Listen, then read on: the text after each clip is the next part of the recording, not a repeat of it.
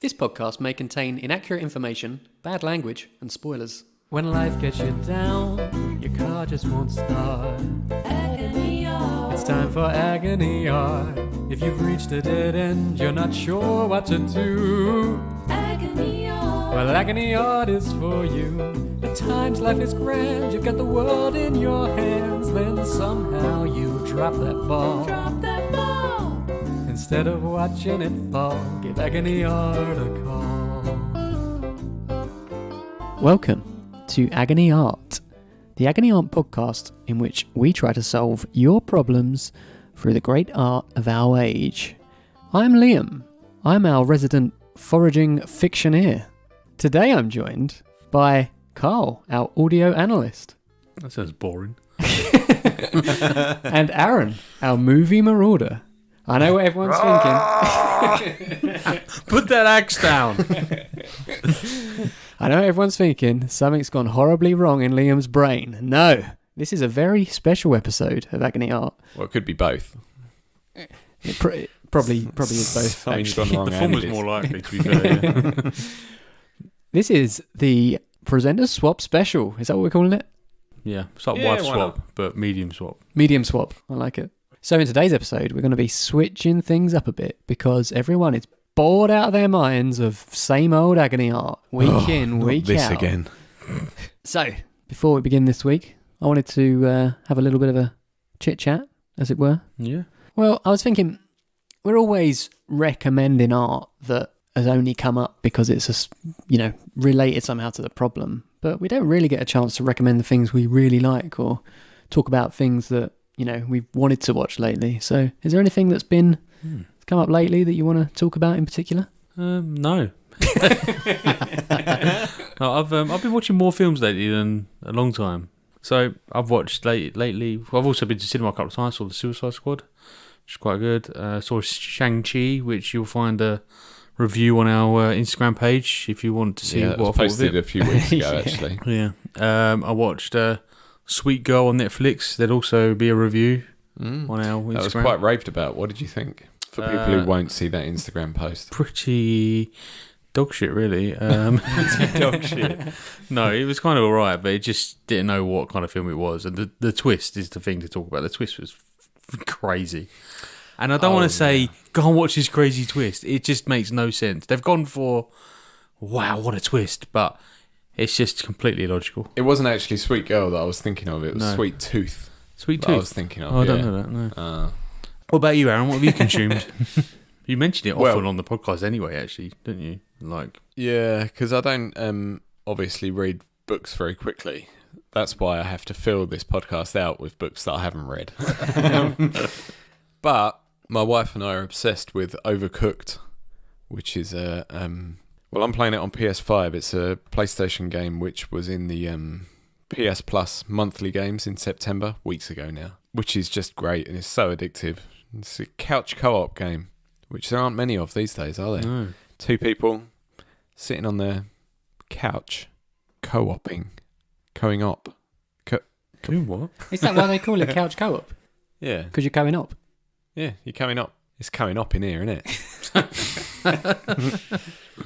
Right, well, before we begin, I'd like to make it crystal clear that we are not here to solve any real problems. We're not qualified for that. We can't solve anything. So if you really do need help and you don't just have a trivial problem that you want us to laugh about, then go to our website where you'll find some guidance on who to turn to. That's agonyartpodcast.com. Right, so let's start with problem one. And remember, this week the roles are switched. So Karl, you're on music. Aaron, you're on films. Oh shit, I haven't watched any films. And I'll be taking books. Are you going to say, I haven't watched this, Aaron? Yeah. So, problem one. My parents have been pushing me to play tennis since I was little. I assume because they want me to be a future Wimbledon star. The trouble is, I'm no Roger Federer. So their dreams will never come true. And what's more, I don't really enjoy it that much. I think it will break their hearts if I totally give it up. But I can't go on trying to live up to expectations I know I can't meet. What should I do? Well, it's obvious what name we should use to anonymise this person, isn't it? You better not ruin my example. I'm talking about our local girl who won the US Open just before we started this series. Yeah, Is she local? okay. Emma. Yeah, she's from Bromley. Bromley. I didn't know I that. told you From earlier. Orpington. Oh, I weren't listening. Emma, yeah. Yeah, Emma. let's go with Emma. All right, I'll begin then. So I'm in the world of film and TV. Have you enjoyed it? Have you enjoyed my world? Just feels so different. It's a whole new world. Unbelievable sights. A new fantastic point of view. No one to tell me no or where to go. Don't you dare close your eyes. But I'm not going to cover Aladdin in this episode. What I am going to talk about is 6 Feet Under, which ran from 2001 to 2005. It was an HBO series about a family-owned funeral home starring Michael C. Hall, big actor, Peter Krause, Dexter, isn't he? Michael C. Hall. yep, Yeah. and Richard Jenkins, massive actor. Did you watch this in the original run? Yes. 20 years ago. Yeah, I was Whoa. obsessed with 6 Feet Under and I loved it. And I have it on DVD in there, all the DVD collection. I made my wife watch it recently. It's on Sky box sets. So Can you we just imagine downloaded someone it. watching it, someone who's listening to you now, picking it up today, it's as old as something in 1981 would have been when you watched it. When you, crazy that, isn't it? You'd be like, if your mum and dad said, oh, watch this 1981 series, you'd be like, fuck off. Yeah, but Karl, anything you recommend that was made in 2021 will be as old in 2041 as this is today. No. How mad is no, that? It doesn't work like that. So how did it go down when you made your wife watch it? Because I don't like showing people things I like. It always ends up badly. She was reluctant, massively reluctant. We tried it twice. The first time, she was like, this is crap, I'm not watching this. And we gave up after about 3 episodes. But a couple of years later, she'd grown up a little bit. You know, she'd realised the error of her ways. I love you, wife.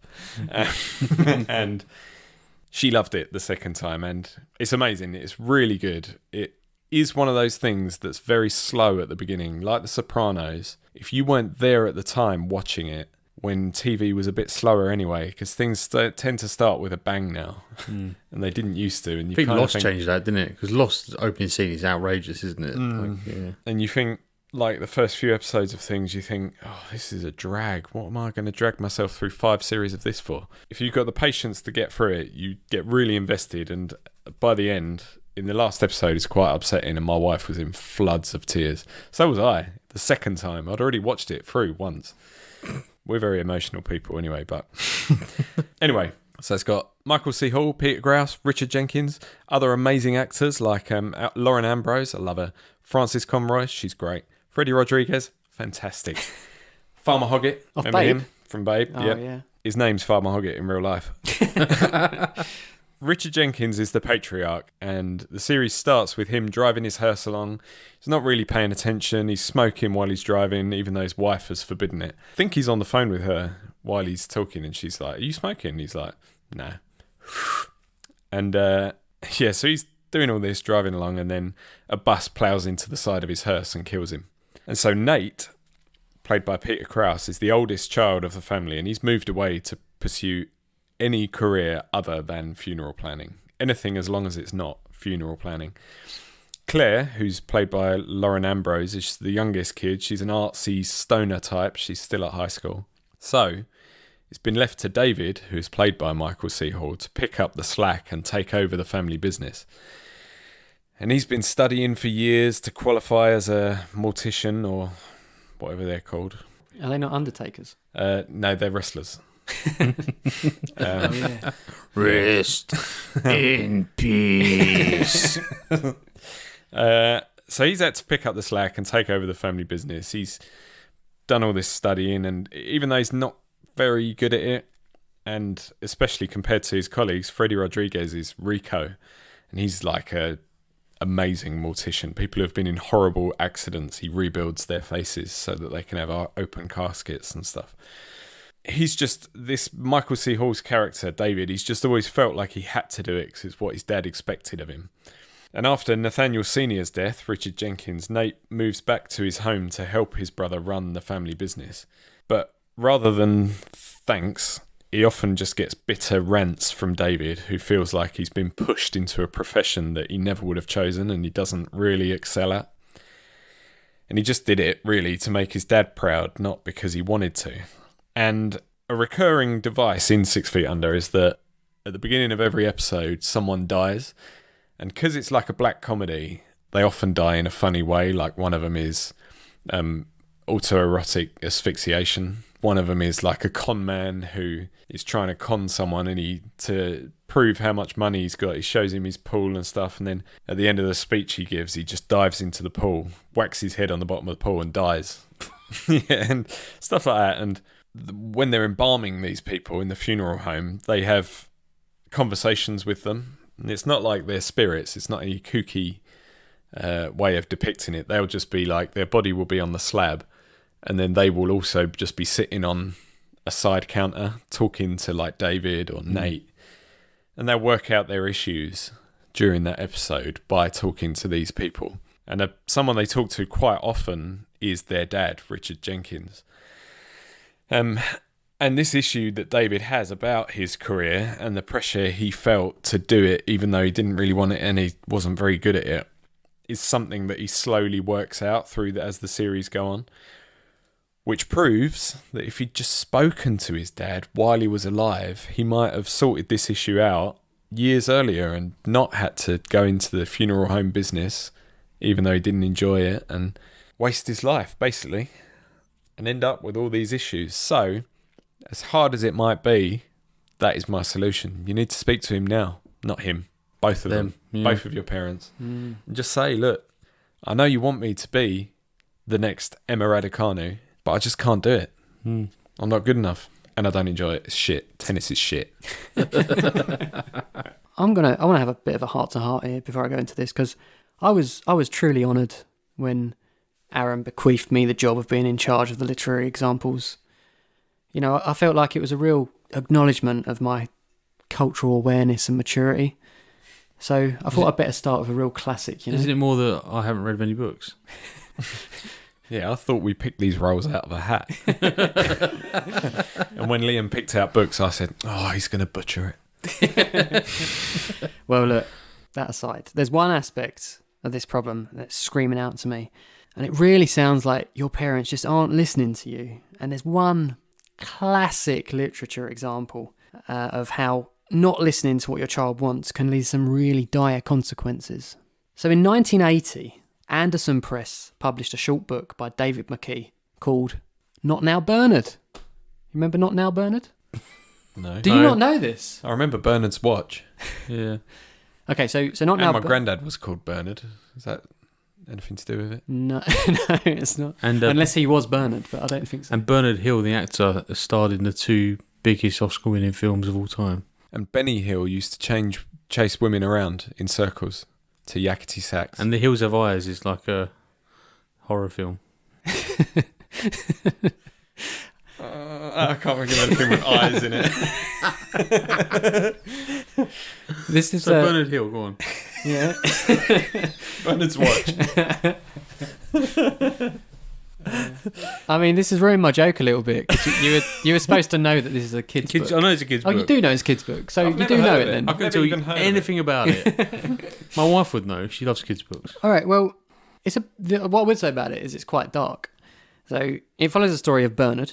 He's a child who tries to get his mum and dad's attention, but they just keep saying to him, Not now, Bernard. exactly. And even when he tries to tell his mum that there's a monster in the garden, she just says, Not now, Bernard. which, you know, if my child told me, I haven't got one, but if I did have a child and they told me there was a monster in the garden, I'd at least have a look. You'd shit yourself. I probably would, to be fair. Yeah, you'd be like, let me know when you've dealt with it. So, not knowing what else to do, Bernard goes into the garden to greet the monster. And the monster very rudely eats him. Oh, fuck. Yeah. And there's a picture in the book of him just, like, licking his lips and holding the shoe. And the rest of the book gets quite interesting because the monster goes back into the house to terrorise the mum and dad. And they just ignore the monster and say... Not now, monster. They say, not now, Bernard. Oh. And finally, the apparently absent-minded mum puts the monster into Bernard's bed. And even when he objects with, but I'm a monster, his mum just says... Not now, Bernard. Exactly. This is pretty savage. And then she turns out the light. And I think the last picture in the book is just the monster's eyes in the darkness, and he's like, "What?" So Bernard's dead. Well, this is it, and this the original lesson I was going to say to take from this is if you ignore your children over and over again, then they might get eaten by a monster. Could do, couldn't they? But like I say, for a very long time, I took this story very literally. As you do when you're a kid, you read these things and you don't think much of it, do you? But in October 2014, Sheila Hancock wrote an article for The Independent in which she suggested that Bernard was never actually eaten by the monster. He became the monster after his parents started ignoring him. God. And when I read that, I was like, light bulb moment. This makes so much sense. Why didn't I see this from the beginning? The moral of the story is don't ignore your children because they'll turn into bad-tempered monsters. And if you look at it like that, it's actually not that sad because presumably in the morning when Bernard wakes up, he'll be Bernard again and no longer the monster because Not he's had a good night's presumably. sleep. Maybe he's a monster. It's going to be a monster for the rest of his life. Is that? Yeah. Ooh. Because he was ignored as a child. So it could be a heroin addict. The monster is heroin. This has escalated. How did he buy it? From his garden? Daddy, there's a dealer in the garden. Not now, Bernard. So yeah, I mean, but whatever way you slice it, whatever way you look at it, that's the point. You know, all of these things are bad outcomes. Don't ignore your children. Think about what they want. And don't just say you're going to be a tennis star like Emma Raducanu. The top tennis star of all time. Yep. Woo. Emma Raducanu. Woo! Yeah, I think I agree with you. And but you've kind of put the emphasis on the parents there to listen more, whereas I'm gonna using the medium of music. Do you want us to lay down a beat for you? Please, yeah. This is a story. Being the film expert, some of my songs are from films, just to let you know, because that's what I know. So, Wait a minute. We've done a swap special where we can't use the mediums that we normally use, and you've decided to stick with films. no, I'm using a song from a film. All right. Okay, so How Far I'll Go sung by Udi Cravalho. So, as you know from the film that the song is from, that I'm using as an example, Moana has a calling. Well, the ocean is calling her. She needs to leave her island. She feels it in her bones. But her parents need her to fulfill her duty and become the next chief of the island. So she's torn. And she's not being like a bratty girl saying, no, I want to go and do this. She's kind of, she loves her island, but it's just the feeling that she needs to go and do something else is just so strong. And so in the song, How Far I'll Go, she sings. I know everybody in this island seems so happy on this island. Everything is by design. I know everybody on this island has a role on this island, so maybe I can roll with mine. I can lead with pride. I can make you strong. I'll be satisfied if I play along. But the voice inside sings a different song. What is wrong with me? Exactly. And so she can't ignore that feeling. And we all know what Moana does. She just grabs a boat and fucks off. And So this person should do that too. well, Just grab a boat and fuck off. her parents must presume that she's dead or something. Like she's gone. They don't even know there's boats there because she finds them in a cave, didn't she? When she drums a drum. Her dad knows though, doesn't Oh, he? does he? Because he's Yeah. all pissed off when she finds them. Yeah, so He's you must like, know the boat's gone. Getting then, on yeah. a boat and fucking off. And then she does. Yeah, that's right. Yeah, but then she comes back and she saves the Pacific Ocean from Pneumonia. the fire monster that's actually the island lady. Oh, spoilers. Sorry. So That is like a big spoiler, isn't it? Yeah. so yeah, the song really is her battling with that emotion, and she knows she's going to go against her parents' wishes. She knows that she will eventually, and she keeps trying. So you may as well just bite the bullet and say, I can't do this. I know what you want me to do, but I have another destiny to fulfill. So yeah, that's what I would do, is just tell them and then fuck off on a boat. But interestingly about this song, who wrote the soundtrack to Moana? Lin-Manuel Miranda. He did. And another guy, Matthew someone. Yeah, don't know about Well, I think Lin-Manuel Miranda did the lyrics, didn't he? I don't think he does. Yeah. Well, maybe Mark Mancina was the other guy. not. Okay. But he originally wrote the song More, for Moana. Did you know that? Have you heard more? It's on the soundtrack. It's an outtake, they call it. And it sounds exactly like a Hamilton song. Exactly. One trick pony, really, isn't he? When you say exactly, do you mean it was reused in Hamilton? Well, after this, we'll listen to it. And like it sounds like it's from Hamilton. She goes, "My name's Moana and Peggy." And so the song "How Far I'll Go" is called an "I Want" song. It's a tool that Disney used to establish what the main character wants. It's a musical theatre term, I believe. Yeah. A lot of characters have an "I Want" song. And since the 90s Disney films, they've always included one, which is usually the big song of the film as well. And so Miranda knew it had to be a big tune, and it also follows "Let It Go," which was the last Disney Studios animation film. So it's got to be a banger. So he wrote this more, and he knew it wasn't good enough. Or he probably got told it wasn't good enough. So he went back to his parents' house and locked himself in his childhood room to remember what being a 16-year-old wanting something else was like. And he knocked out "How Far I'll Go" by the end of the weekend, apparently. So yeah, it's a really good song. Got a good message, and I think my suggestion would be to listen to it. But my research evolved into a pop quiz, asshole. If you would like to partake. Yeah, let's go. Okay, what's your buzzer, Aaron? Whoop. Liam?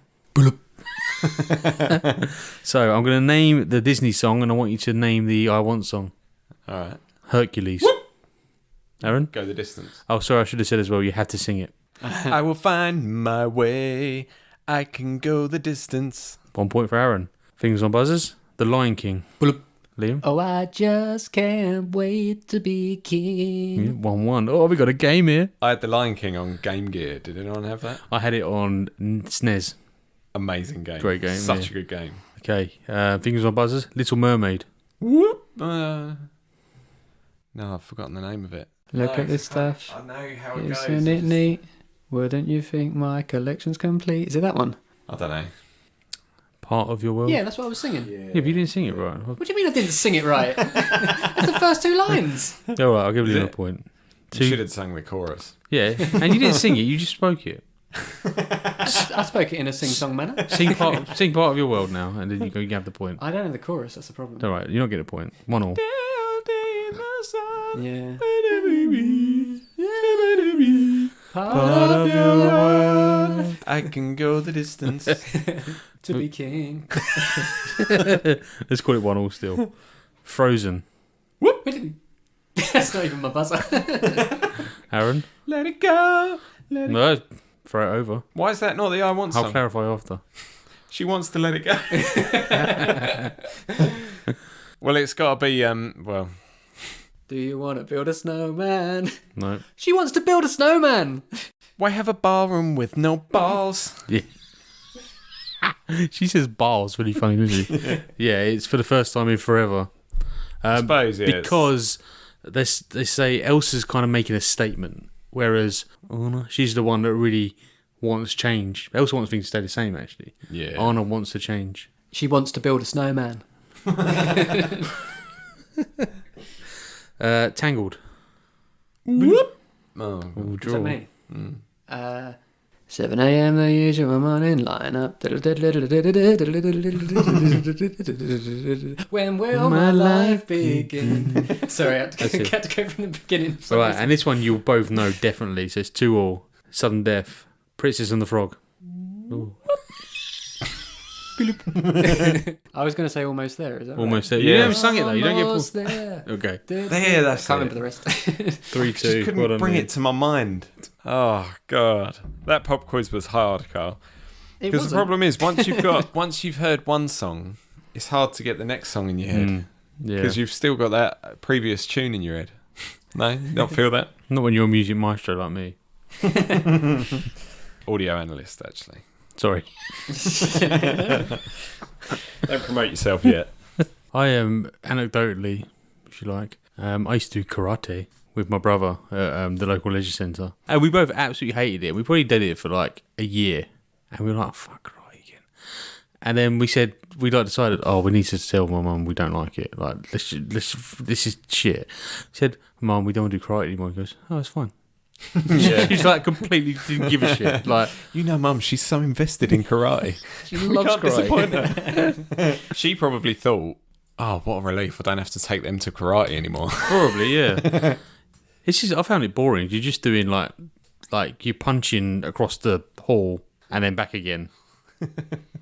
You wanted to beat someone up, didn't Well, they used to have a supply teacher come that was just like, right, come, whoever can take me down wins. And that was so fun. I do that every week, honestly. you? You don't work there anymore. Yeah, He was killed. killed by 17 children. What's your problem? There's no use trying to pretend you haven't got one. The three of us are here to lend a friendly ear and help you out with all that strife that's lately marked your life. Why not divulge it? You never know, we may have tips that help you solve it. We know it's unlikely, but it's an impossibility if you don't share your problem.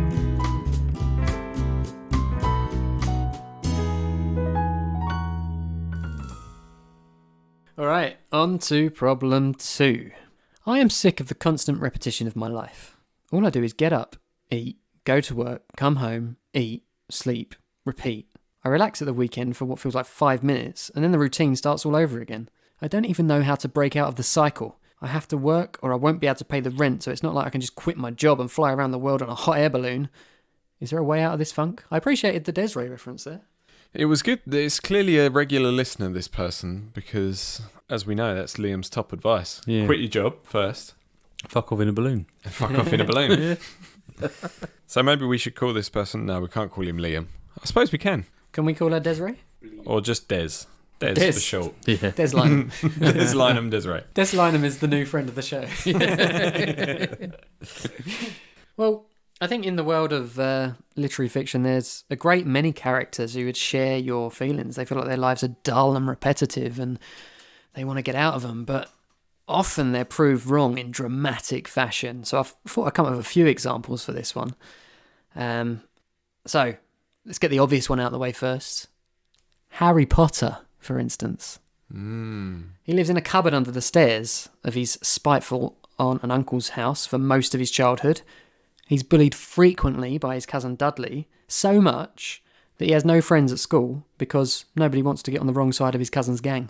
And in The Philosopher's Stone, the first book, his childhood with the Dursleys, that's their family name, is described as 10 miserable years. For a kid's book, it's quite a lot really, isn't it? Dudley went on to become best friends with Anya Taylor-Joy in Queen's Gambit. He certainly did, didn't he? That was really weird seeing him suddenly appear in that. So what's Dudley Dursley doing? Very skinny as well. Yeah. But, you know, obviously, as we all know, he subsequently receives an invite to Hogwarts School of Witchcraft and Wizardry, and while I wouldn't describe his life as, you know, stress-free, it's definitely eventful, and I don't think anybody would describe it as being stuck in a rut by any means. Other examples include Alice from Alice in Wonderland. Who the fuck is Alice? From Alice in Wonderland. Alice in Wonderland. Alice is bored. She has nothing to do, in her words. And she's just thinking this when a white rabbit runs by her. And it's not any old white rabbit. It's a white rabbit looking at his watch and shouting about how he's going to be late. So, you know, she follows him down his rabbit hole and the rest is history. We all know what happens next. She leaves the Matrix. She leaves the Matrix. She follows the white rabbit, yeah. Yeah. Or maybe she goes into the Matrix. I'm not quite sure how that analogy works. I think she just does acid and... The problem is that there was no rabbit, and actually she just found her dad's acid stash. And one more example from one of my... I was going to say one of my favourite books. I'll have to think about that, but it's definitely in my top 20. Playboy. Biff, Chip and Kipper. Bernard's Watch. Not now, Bernard's Watch. It's from Neil Gaiman's Anansi Boys, published by Morrow in 2005. Fat Charlie is down on his luck office worker who's very unhappy with his life. He's got an unrewarding job, he's got a complete arsehole of a boss, and he also has an estranged relationship with his father, largely because growing up, all his interactions with his dad were, well, they tended to end in embarrassment. So there's one example where when he was younger, his dad convinced him that on President's Day, children dress up as their favourite presidents, so encouraged him to go into school in an old brown suit and painted a moustache onto him because he was supposed to be Taft. And he went in and everyone laughed at him, obviously, because it wasn't supposed to be. But when his father suddenly dies, Fat Charlie learns that he wasn't an ordinary, embarrassing dad after all, but in fact, he was the West African spider trickster god Anansi, and a whole load of drama and excitement soon come a-knocking. So yeah, long story short, as Heraclitus said, as we all remember, change is the only constant in life, and fiction teaches us that change will come when we least expect it. What, so you're just saying just be patient, Des? Be patient, Des. Lynham, hang in there, and you will present Countdown again. Interesting, Liam. The first song that sprung to mind with this is a little known song. It's called Take Your Job and Shove It by Johnny Paycheck. The next song that immediately sprang to mind was Rihanna, Work. Because, she just says, great advice, work, work, work, work, work. He said me have to work, work, work, work, work. He see me do the dirt, dirt, dirt, dirt, dirt. So put me in work, work, work, work, work. Yeah, so she just, the message is clear. All she does is work. She just works and works and works. But there's not a lot of advice there, really, because I don't know why she's working. And Presumably to pay her bills. Probably, yeah. So the spin I'm taking on this problem is, do you know the song You Get What You Give by the New Radicals from 1998? Don't let go, you got the music in you. Yep. He sounds like that as well. One dance left. It's what you gotta pull through. Don't give up. You got a reason to live. Good forget. You only get what you give. I think that is spot Should on. I be calling an ambulance? Yeah, so what they're trying to say is you got a reason to live, and you might only get what you give. You only get what you give. So, if you think you're in a rut, then it's your job to get out of the rut. If you think you're worth more, go out and find worth more. Fuck off on a boat. This is a running theme. Yeah. And much like Moana, you got the music in you. Yeah, exactly. Yeah. So, this is a one-hit wonder. Did you know that? No. I'm not surprised. I suppose I did know that because I can't name any other songs by them. No, exactly, yeah. But when I say one hit, is number 5 a hit? Oh, banging hit. Because it was number 1 in Canada and New Zealand, so there is definitely It was definitely a huge song, though. I remember they played it on the radio all the time, didn't they? It's always used as like soundtracks and stuff as well, isn't it? It's always... Well, it's so huge that Joni Mitchell praised the song, saying she prays you get what you give for rising from the swamp of music like a flower of hope. Swamp strong. of music, yeah. And Ice-T was asked on Late Night with Conan O'Brien about what he has heard besides rap music. It says 2006, 8 years later. In the last few years, it really grabbed him, and his only reply was, you get what you give. Wasn't even talking about that song. U2 lead guitarist The Edge is quoted as saying, you get what you give is a song he's most jealous of. He would really have loved to have written that. It does sound a bit like a U2 song, doesn't it? Yeah. It's I'm also surprised by all this love for it. I I think know, it's a me really too. average song.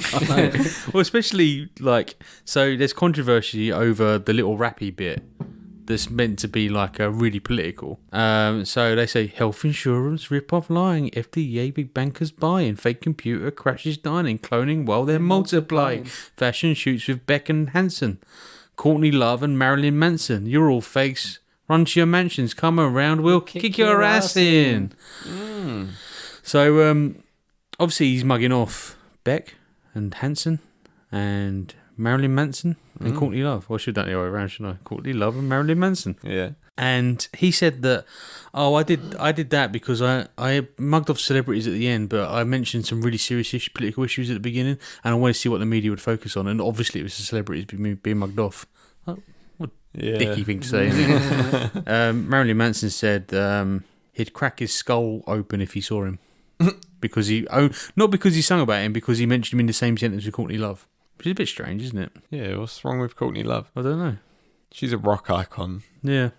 And not a disgraced one like Marilyn Manson is now. So The song's got a good message, the message you need to hear. Desmond. Desmond Ray. Desmond Ray Lyman. Desmond was my favourite character in Lost in the end. Yeah? Yeah, I loved him. Mine was always John Locke, but I did love Desmond. He's just so confused all the time. Like, I've got to go back in time now. Wait a minute. Yeah, so there's a strong message there. It might be a pretty average song that's got a lot of love, but you've got a reason to live, and we only get what we give. Put the effort in, son. You mean like you got to get yourself out of it? Is that what you mean? Or? Yeah, of course. If you don't like something, if you don't like your life, the first thing you got to try is to change your life. Surely, right? Yeah, I agree. I'm really obsessed over this constant repetition thing, and I was looking at films with time loops. Maybe I should make this a Pop quiz, asshole. Yes. Can you name films with time loops in them? Tenet. Doctor Strange. Yes, Doctor Strange. I haven't seen Tenet, but yeah, why not? Groundhog Day. Back to the Future. That's the big one, isn't it? Is it just time? Oh, time Not loops. time travel, time loops. Time loops. Okay. Yeah, not Tenet then. Oh, okay. Yeah, you're right. Doctor Strange. Yeah. Groundhog Day. No, I mentioned the biggest one. Mickey's Once Upon a Christmas. What? Yeah, that's a time loop Disney film. Source Code, Jake Gyllenhaal. Oh, that's a good film. Remember that Time one? loops in that. Yeah. I I definitely think the remember whole thing is a watching time loop, isn't it? He's Yeah. got to try He's got to again stop and the- again to save the train. Isn't Stop he? the train blowing up and crashing. Yeah. I remember the twist. I don't. That has a remember real the good twist. Yeah. rest. Yeah. He turns out to be Jason Momoa, doesn't he? Yeah. Groundhog Day is obviously the biggest one. I think that's the one that most people would mention first. 1993 film starring Bill Murray, who plays a cynical weatherman who gets trapped in a time loop and has to relive February 2nd until he finds a way out, gradually learning a little bit more each time. Is this technically allowed? Because Aaron's already done the book that Groundhog Day was based on. It doesn't matter because I'm moving on. The Edge of Tomorrow, big one. Not Yeah. seen The Edge of I've not Tomorrow? seen It's a great film. We've mentioned this before. It's a great We have. film. Yeah. Fantastic film. 2014 film starring Tom Cruise and Emily Blunt. Didn't we mention that that has a little note to say it's based on the book of Groundhog Day as well, isn't it? Or something like that? Or No, it's adapted from the 2004 Japanese novel All You Need Is Kill by Hiroshi Sakurazaka. their names are terrible. All you need is kill. In that, Earth has been invaded by an alien race and Tom Cruise gets stuck in a time loop, which he can only escape by learning how to defeat them. Again, each time he learns a little bit more until he gets to the heart I always of the think, issue. can you imagine how painful that would be every time? Like, it's like when you complete a game and die without saving, right? Or when you're getting to the end of a level, Yeah. and, like, he has to do it over and over again, like actually do it as well. You know. Don't worry, Karl. I don't think he died at all. Well done, Tom. I reckon it was fiction. Don't worry. Nah. Well, it's funny you should mention video games, Karl, because one that I played recently was Returnal on PS5, which is a 2021 roguelite bullet hell PS5 game. Do you know what that is? I know what a rogue. There's lots of bullets flying around. Bullet hell means, Yeah. there's just loads of bullets all over the screen. They're not normally bullets. In Returnal, there's big orbs, brightly coloured. It's all very neon, the game, and big orbs that are flying towards you and, lasers flying across the screen and you've got to avoid it all. Did you say rogue light? Yeah. Because roguelike is when you have permadeath, basically. You have to start from the beginning again, right? Yeah, and Rogue Light, I don't really know what makes them different. I think it's stuff like you can save in the middle of runs, but you actually can't save mid-run in Returnal.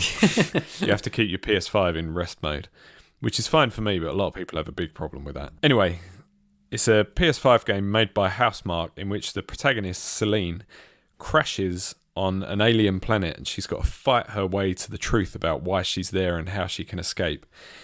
And in doing so, she discovers that every time she dies, she wakes up by her ship, or in her ship sometimes, ready to live the day all over again. And the level changes every time, so it's not even like you can learn, Oh, right. what to do each time. It's procedurally generated. Anyway, in all three of those examples, every time the protagonists relive the same day or the same experiences, they learn a little bit more about their situation and how to get out of it. So, it's probably a good allegory for modern life, isn't it? Ordinary people, like you and I, are trapped in a rat race, living the same day over and over again, just to earn enough money, obviously, to pay our bills and stuff. But if we want to break out of that cycle, become independently wealthy and never work again, we have to learn a little bit more each day about what we can do to play the system and escape the time loop that we're all trapped in. So that's what I'm going to advise you to do, Des. Keep an eye on your surroundings. I've got a really itchy nose.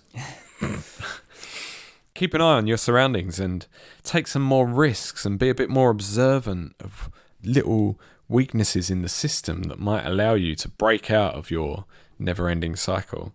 For example, by finding a podcasting niche that will make you a billionaire. Like us.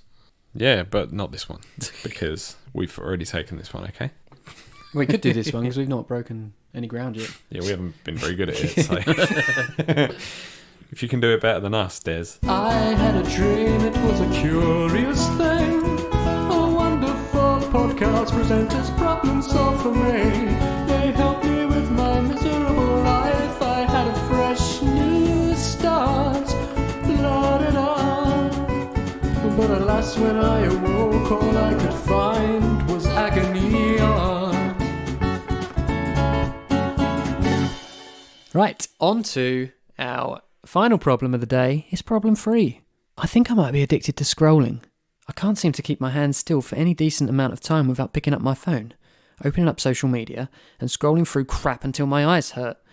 How do I beat this illness? How do you two feel about this? Do you think that you spend too much time on social media apps? I was talking to Liam about this earlier, and I'm probably not addicted, but my phone usage is like 4 hours a day, which seems a lot of waking hours, doesn't it? Mine's only 2, so yours is a lot in comparison. A lot more, yeah. Most of that's playing Risk, though, isn't it? Still haven't kicked that addiction then. No, I'm on a winning streak at the moment. But I was just Liam, I want to buy... Nokia are doing legacy phones now, and you can buy a 3310. Yep. And I want to buy one of those so I can be like off grid for at the weekend, say something like that, and not, I can play Snake, but I can't like look at Twitter and Reddit. I've thought and stuff. about this as well. We should do it together. We can. Well, take it's only each other. because I manage the Agony Art Instagram account that I've even got Instagram anymore. Yeah, it's true. Yeah, I've deleted all the other social media accounts, including LinkedIn. Have you? Yeah. Your 2 hours difference to mine is probably social media then. Like for me, yeah. So Well, possibly. I do a bit of scrolling on Instagram. I do a lot of checking crypto prices. A lot. I just refresh. That probably accounts for a lot of it, but yeah. So I don't like how much I use the phone. I don't think I use it so it's a problem. And if someone took it away, I won't have an anxiety attack. I don't think. No. And I suppose this actually, I don't know if you wanted to say yours, but it kind of it goes into my song choice quite well. No, you can start, but we need a name first. Zook. Zook. Who's Zook? Zook Markerberg. Oh, okay. Yeah, go on then. The Zook. The Zook Go. stuff. So my song choice is, it was in a film, but it's not really known. It was in Captain Marvel. Please, Mr. Postman by the Marvelettes. Wait a minute, Mr. Postman. Hey, hey. Exactly. And do you know all the lyrics, Liam? Deliver the letter, the sooner the better. So they said that at some point. So stuff like that. So I'm addicted to Twitter.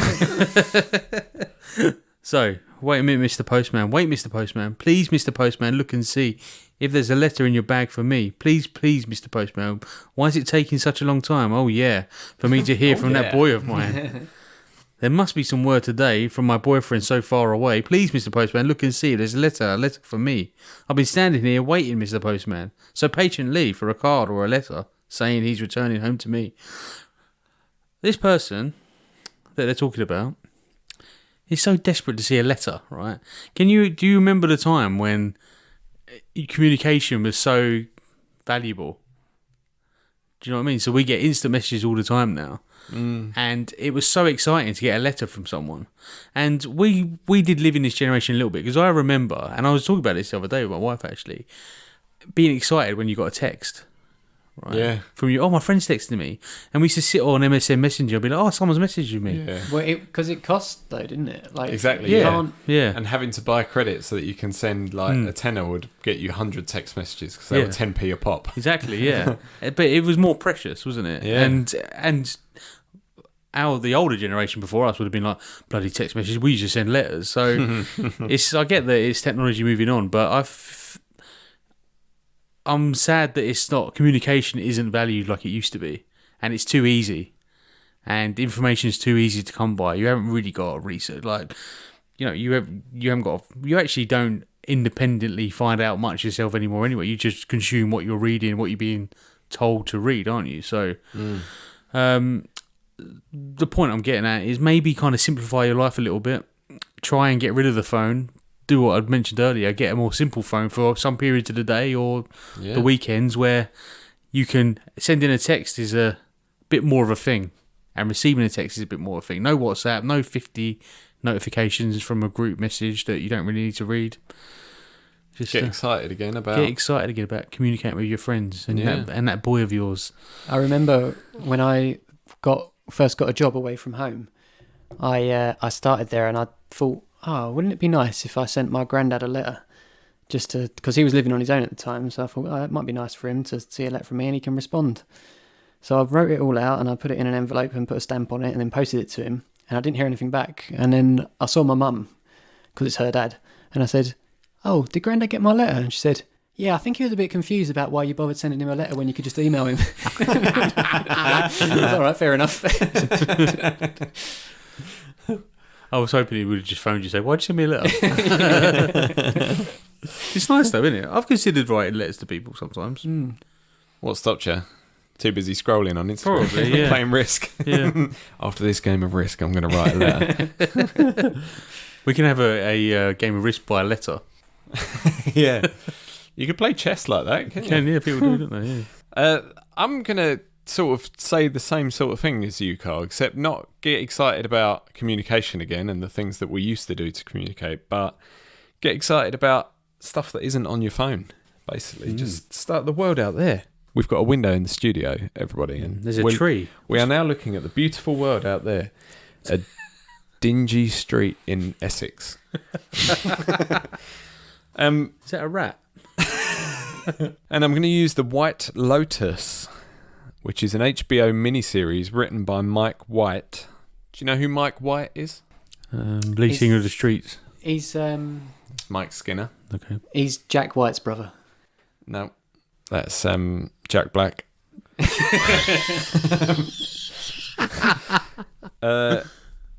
No, Mike White wrote, talking of Jack Black, School of Rock. You can't stop the School of Rock. Yep. Great film. Did you know that there's a musical version of it by Andrew Lloyd Webber? I've seen posters and I heard it was shit. I went to see it. I thought it was brilliant. Okay. I was going to say, I thought you two had seen it. Yeah. Yeah. The kids in it, they're all like 10 or 11. Yeah. Or maybe younger, I can't remember. But they all play the instruments live. And at one point, there's a kid with a guitar behind his head going... Were they good? Yeah, really good. No, shit. But you feel sorry for him, so you clap anyway. That's why I thought you might have thought it was good. Like, oh, bless them. Yeah. And Mike White is in School of Rock. He's written... He's Ned Schneebly. He is? Yeah, I think... I was going to say, he maybe looks we've like a Ned talked about this Schneebly, before. doesn't he? This rings a bell. Yeah, so it's written by Mike White, this show, White Lotus.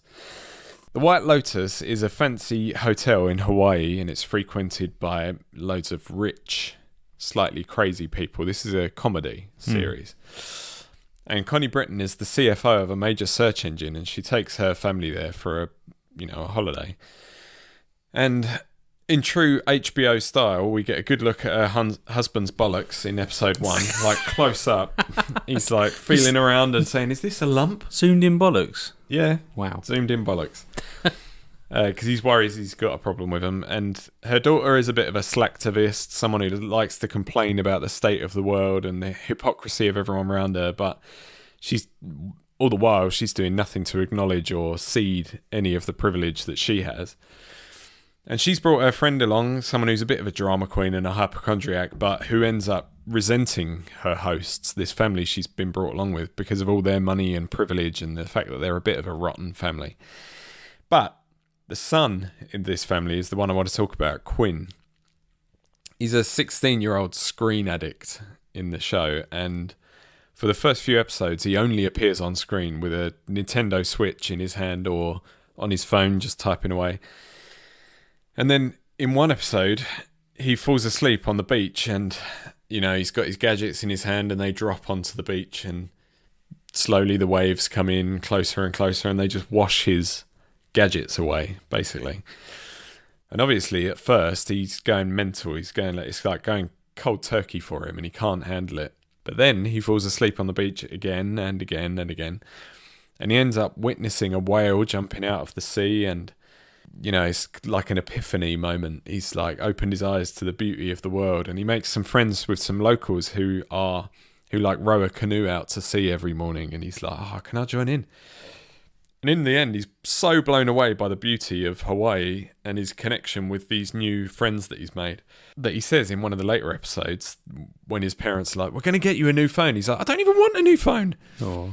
Because he wants to stay on the island and not even go home. He doesn't even want to go, back to wherever they came from and returning to his empty, screen-addicted life. So I think Zook, especially Zook, you need to find the beauty in the world that is not beauty just made for Instagram or, vaccine misinformation made for Facebook. And put your screen down, go cold turkey and enjoy your life. And a film that will help you do that, another film, 2 films in one problem. Wow. Is The Social Dilemma on Netflix. None of I thought you'd bring this up. Yeah.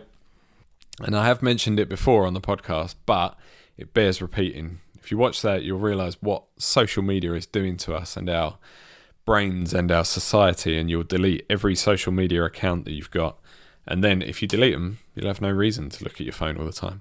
And in fact, that film is the reason that I deleted all my social media accounts except Instagram. And I only kept Instagram to promote this podcast, and I don't do a very good job of that, so I might as well delete it. But it even made me delete LinkedIn. It's just a poison. Social media is a poison. LinkedIn's become not what it should be, like what it's meant to be. It's now just, look at this person who had nothing and now has everything. Like, well, even when I was last on it about 3 years ago or whatever, I never ever logged onto it. But on the rare occasion that I did, it was like Facebook. It's just a wall of people spewing bullshit all the time. Yeah. It's like, I don't need to see that. So earlier on, I talked a little bit about Anansi Boys by Neil Gaiman. Skunk Anansi Boys. Skunk Anansi Boys. Well, I tried really hard to get a bit more variation in my examples, but then I thought to myself, you know what? I'm only doing this once. Variation. Aaron can do the rest of the books next time. Don't matter. Do what I want. So I've got another Neil Gaiman book for you. So before Anansi Boys was published in 2005, in 2001, Morrow published another one of Neil Gaiman's books called American Gods. Have you read or seen this? Because it's a Amazon Prime series. No, I haven't. No. It's one of those things that's just too long for me. I don't read books more than about 500 pages. It's a big book, isn't it? It's not that big, I don't think. No. No, you fly through it. It's great. Anyway. I heard it's rubbish. It's a bit of an epic tale, really. It's about whoa, epic. That sounds long. yeah. It's a really short epic. It's about a war between the old gods who you'll have heard of from many different types of mythology. Zeus? That's Alan's dog. You seem to remember that? Yeah. Isn't that Family Guy? Yeah, Blue Harvest. Oh no. Yeah. They took his dog. They took Zeus. I love that Liam can't get through about 2 minutes of... 2 minutes? Like half a sentence.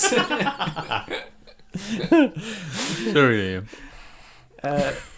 A war between the old gods. Yes, the old gods. Many of many of whom you'll have heard of, because they're from all the different mythologies. But also, they're warring against the new gods of commercialism and the digital age. So, one such new god is known only as the Technical Boy, and he's basically a personification of the internet and everything that comes with it. And the idea is that he gets his power whenever people are using digital devices or whether they're glued on social media or raging on forums, binge watching videos, things like that. And these are all essentially ways of worshipping him. And let me tell you, he's not really someone you want to be worshipping. He's described in the book as a fat young man, barely out of his teens, with spatterings of acne across his face, which obviously isn't bad in itself. But what is bad is his attitude. He's rude and impetuous. And when Shadow, the protagonist, meets him, he swears at him and he burps in his face and he threatens to kill him and he has his henchmen beat him up. At one point, he mercilessly kills another character by running them over in his limo again and again until there's nothing left of the body. But for all his bravado, he's awkward and even shy when talking with the other new gods. And he reminds me a lot of like a child billionaire who's just too ignorant to be kind and thinks he can do what he wants, sort of thing. So, in the context of American Gods, my request to you, Zook, is this. Don't worship the technical boy. He doesn't deserve your time. Put your phone down. And consider the many ways you can worship the old gods instead. Zeus? So I've got some suggestions as well for worshipping the old gods, among other Go things. to church. Go to church, could do that. That's one of this them. is a straight up sin. What? Like worshipping false gods. Well, it depends on your religion, That's surely. a Ten Commandment breach right there. It's a sin, Pet Shop Boys. Yeah. There you go. Just be careful. Tread carefully, Liam. Among other things, Odin was the Norse god of poetry. So you could read some John Cooper Clarke poetry anthologies. Evidently, Chicken Town. Brilliant. Love that one. Dionysus. Got a wine, baby. God of wine, yeah, you could do that. I had Apollo. Let's get crunk. I had Apollo, who's a Greek god of music and dance, and personally, I always send up a quick prayer to Apollo before I'm recording a jingle. Do you? Yeah. I say, Apollo, guide my fingers. Then I play the piano. Mix him with Dionysus. You got a party. Exactly, yeah. Venus, Roman goddess of love, sex, and fertility. There's some other ways you can spend your time. The party's getting going now. Leg raisers. Great. Your desire. And Bananarama. So yeah, that's my suggestion, and it ties in pretty similarly to your suggestions. We're all talking about a digital detox, really, aren't we? Worship the 3310. The old god of phones. I think they still have WhatsApp though. Do they? Yeah. That's disappointing. You cannot download it though, can you? I guess so, yeah. Like, Unless it's not an app, because it's not really running apps, is it, that phone? no. I don't know. Let's get one each. Let's all of us. Come on. I don't really use social media much, but I do use WhatsApp a lot, and I do get a bit of anxiety on that sometimes. Like when I'm sending someone a message, I'm like, oh, what are they going to think of that? Are they going to respond? Have I said something wrong? So I'm going to act offended to every message you send me now. Carl just pulled a right face there as if to say, what is wrong with you? Yeah. Carl's like, I never worry about anything I say to people. Fuck them. They can fuck off on a boat. No, I was just wondering, like, you know everyone. Like, who are you going to offend? If you send something offensive to me, I'm not going to, like, be offended. Like, I think you're going to say I'm not going to be your friend anymore. I don't know what you would say. Like, I don't know how you would offend me. I know what you mean, though. I worry as well. Like, that I like to make jokes that are really close to the mark, that if someone took it the wrong way, they could be offended. But because you trust that people won't, you assume they're going to laugh. But sometimes I do think, I hope he gets that. I hope he gets what I'm saying, because I don't want him to think that I'm actually calling him a wanker. But if you called me a wanker, I wouldn't be offended. No, but if I don't know, I made a joke that seemed quite personal about something that you like, or whatever. Yeah. That you could take personally, but I just trust that you won't. Yeah. What if you were in a sensitive mood one day, and I caught you in the wrong mood, and you went, "Fuck's sake, Aaron's always taking the piss out of the fact that I love fingering my bum." I see what you mean, yeah, but still, yeah, I try to just dampen it down. Just think, nah, he'll get it. I would just relax, guys. Oh, thanks. That's cured it. Well, there you have it, Zook. Buy yourself a 3310. Don't download WhatsApp. And if you're thinking about worrying about things, just don't worry. Wait a minute, Nokia aren't sponsoring us. Other brick phones are available. Are they? Which ones? I don't know. Sagem. Siege 'em. Just go to the shop and see if you can siege them. And on that note, I think that's all we have time for today. So, Karl, what is the one piece of art you would recommend from today? I don't know. I wouldn't recommend any of the songs I mentioned. No, not even Moana. I hate them. Well, Moana's a film. I can't say watch Moana. You can say listen to I it can and say then watch watch it. Moana because the soundtrack is great. That is true. Sometimes we just listen to the soundtrack, but then we do that for a lot of the films anyway.